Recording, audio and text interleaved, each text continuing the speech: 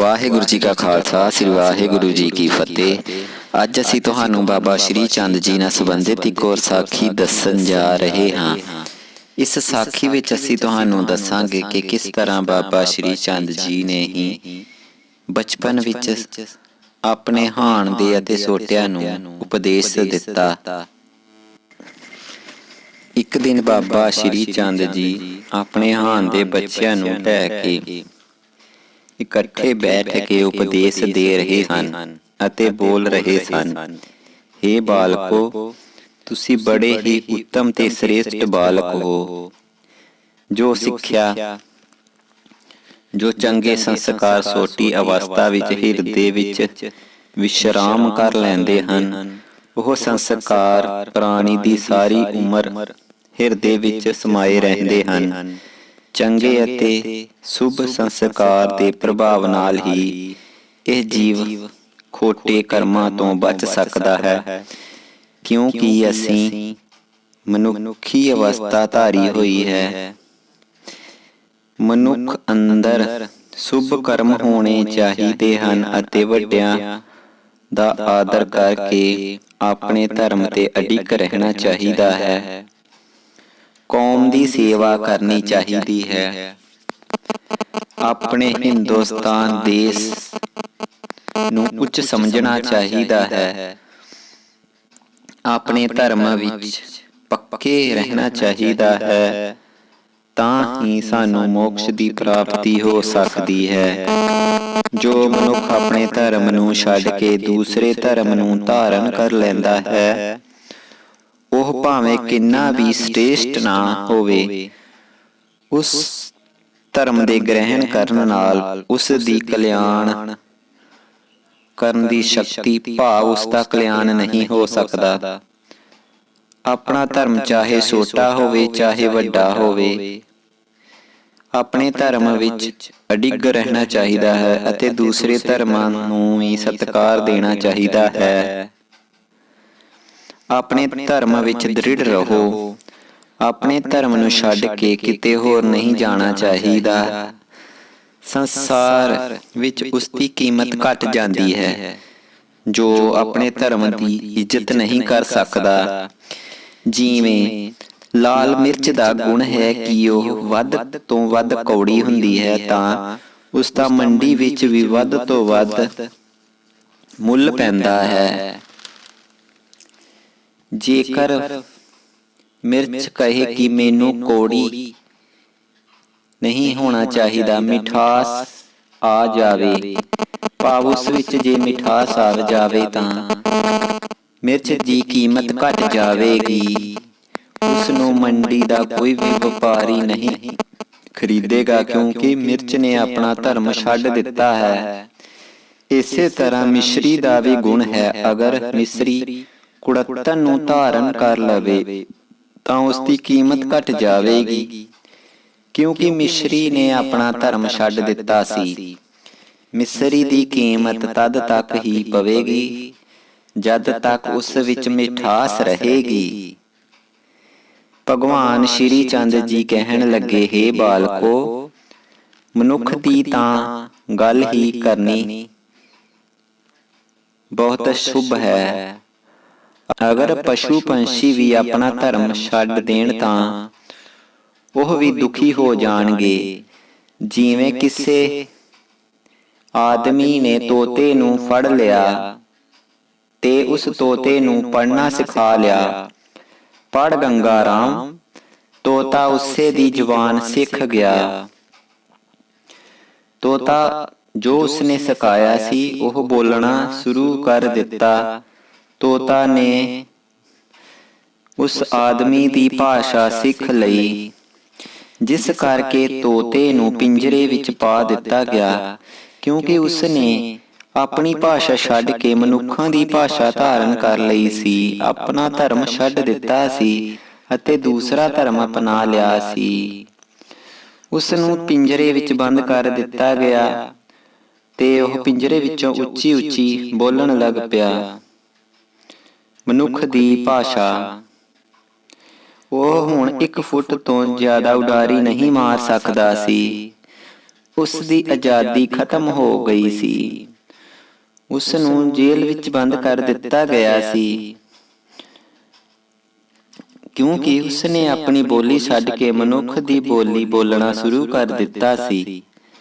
ਅਗਰ ਤੋਤਾ ਆਪਣੇ ਧਰਮ ਵਿੱਚ ਅਡਿੱਗ ਰਹਿੰਦਾ ਤਾਂ ਉਸ ਨੇ ਆਜ਼ਾਦ ਰਹਿਣਾ ਸੀ। ਜਦ ਉਸ ਨੇ ਦੂਸਰਾ ਧਰਮ ਗ੍ਰਹਿਣ ਕੀਤਾ ਤਾਂ ਬੰਧਨਾਂ ਵਿੱਚ ਫਸ ਗਿਆ। ਹੁਣ ਤੋਤੇ ਨੂੰ ਕੌਣ ਛਡਾਵੇ? ਇੱਕ ਦਿਨ ਉਸ ਘਰ ਵਿੱਚ ਇੱਕ ਮਹਾਤਮਾ ਜੀ ਆ ਗਏ ਅਤੇ ਜਾ ਕੇ ਤੋਤੇ ਦੇ ਪਾਸ ਖੜੇ ਹੋ ਗਏ। ਤੋਤੇ ਦੀਆਂ ਅੱਖਾਂ ਵਿੱਚ ਅੱਥਰੂ ਸਨ। ਸੰਤਾਂ ਨੇ ਸਮਝ ਲਿਆ ਕਿ ਤੋਤੇ ਦੀ ਮਾੜੀ ਹਾਲਤ ਹੈ। ਘਰ ਵਾਲਾ ਘਰ ਨਹੀਂ ਸੀ। ਸੰਤਾਂ ਨੂੰ ਤੋਤੇ ਉੱਤੇ ਦਇਆ ਆ ਗਈ ਤੇ ਉਹ ਕਹਿਣ ਲੱਗੇ, ਅਗਰ ਆਪਣਾ ਛੁਟਕਾਰਾ ਚਾਹੁੰਦਾ ਹੈ ਤਾਂ ਸਾਡੀ ਨਸੀਹਤ ਉੱਤੇ ਪੂਰਾ ਅਮਲ ਕਰਨਾ, ਤੂੰ ਛੁਟਕਾਰਾ ਪ੍ਰਾਪਤ ਕਰ ਲਵੇਂਗਾ। ਸੰਤਾਂ ਨੇ ਕਿਹਾ ਕਿ ਅੱਜ ਤੋਂ ਤੂੰ ਮਨੁੱਖ ਦੀ ਬੋਲੀ ਭੁੱਲ ਜਾ। ਇਹ ਮਨੁੱਖ ਦੀ ਬੋਲੀ ਹੀ ਤੇਰੇ ਬੰਧਨਾਂ ਦਾ ਕਾਰਨ ਹੈ। ਤੂੰ ਭੁੱਖ ਹੜਤਾਲ ਕਰ ਲੈ।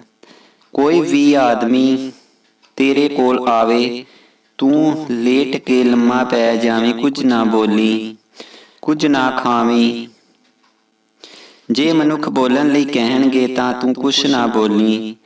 ਬਿਮਾਰਾਂ ਦੀ ਤਰ੍ਹਾਂ ਪਿੰਜਰੇ ਵਿੱਚ ਲੇਟ ਜਾਵੀਂ, ਫਿਰ ਤੈਨੂੰ ਆਪ ਹੀ ਬਾਹਰ ਕੱਢ ਦੇਣਗੇ। ਸਮਾਂ ਵਿਚਾਰ ਕੇ ਉੱਡ ਜਾਵੀਂ।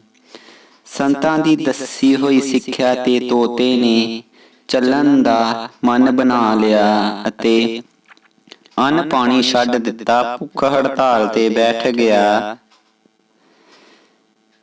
ਬਿਮਾਰਾਂ ਵਾਂਗੂ ਪਿੰਜਰੇ ਵਿੱਚ ਸੁੰਗੜ ਕੇ ਲੰਮਾ ਪੈ ਗਿਆ। ਮਾਲਕ ਨੇ ਬਾਹਰੋਂ ਆਇਆ। ਉਸਨੇ ਤੋਤੇ ਨੂੰ ਬੁਲਾਇਆ, ਪਰ ਤੋਤਾ ਕਿੱਥੋਂ ਬੋਲੇ। ਮਾਲਕ ਨੇ ਕਿਸੇ ਹੋਰ ਸਿਆਣੇ ਆਦਮੀ ਨੂੰ ਬੁਲਾਇਆ। ਉਸ ਸਿਆਣੇ ਆਦਮੀ ਨੇ ਤੋਤੇ ਨੂੰ ਦੇਖ ਕੇ ਕਿਹਾ ਕਿ ਤੋਤੇ ਨੂੰ ਸਰਦੀ ਲੱਗ ਗਈ ਹੈ। ਤੋਤੇ ਨੂੰ ਕੋਠੇ ਉੱਤੇ ਸੂਰਜ ਦੀ ਧੁੱਪ ਵਿੱਚ ਕੁਝ ਦੇਰ ਰੱਖੋ। ਗਰਮੀ ਪੈਦਾ ਹੋਏਗੀ ਤਦ ਠੀਕ ਹੋਵੇਗਾ। ਬਸ ਫੇਰ ਕੀ ਸੀ।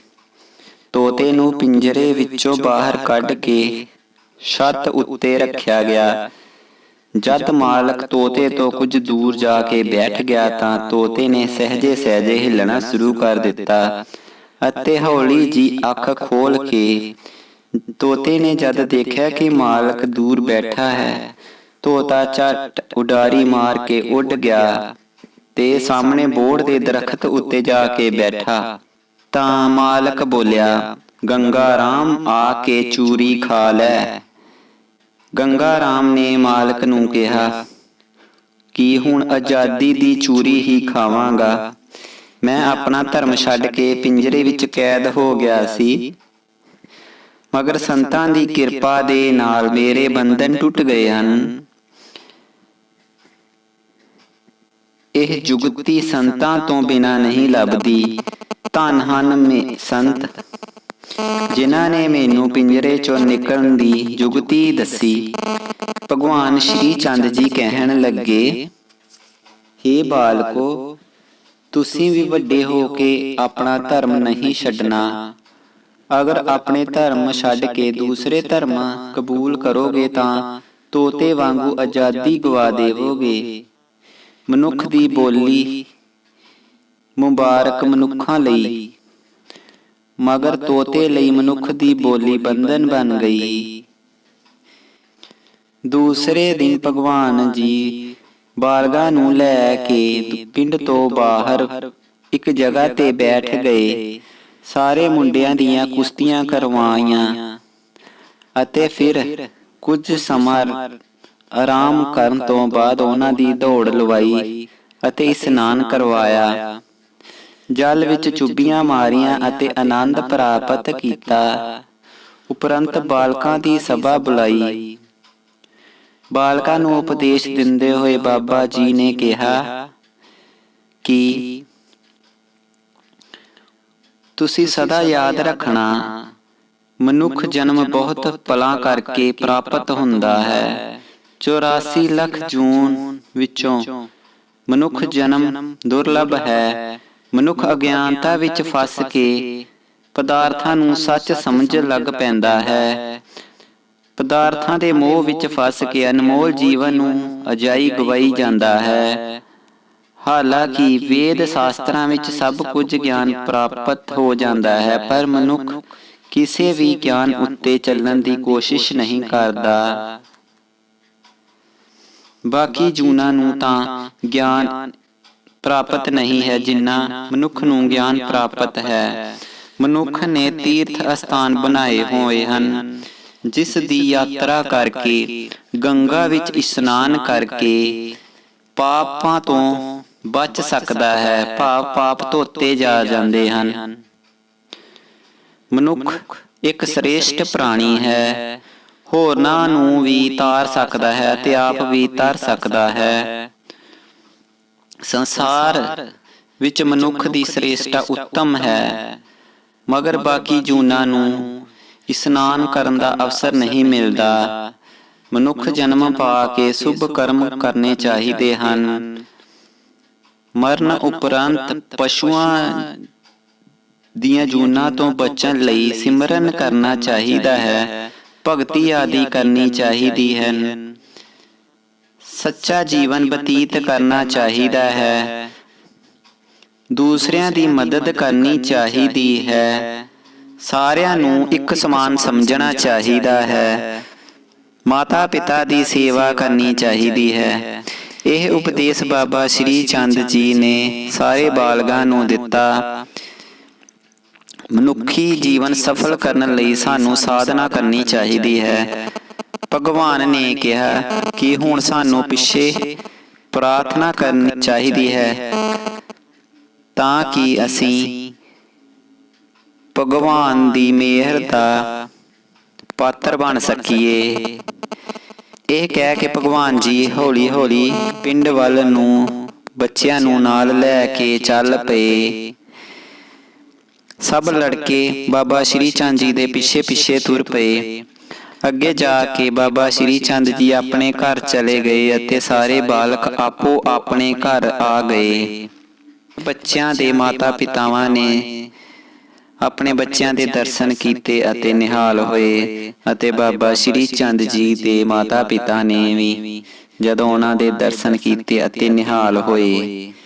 ਵਾਹਿਗੁਰੂ ਜੀ ਕਾ ਖਾਲਸਾ, ਸ੍ਰੀ ਵਾਹਿਗੁਰੂ ਜੀ ਕੀ ਫਤਿਹ। ਧੰਨ ਧੰਨ ਬਾਬਾ ਸ਼੍ਰੀ ਚੰਦ ਮਹਾਰਾਜ ਜੀ ਦੀ ਜੈ।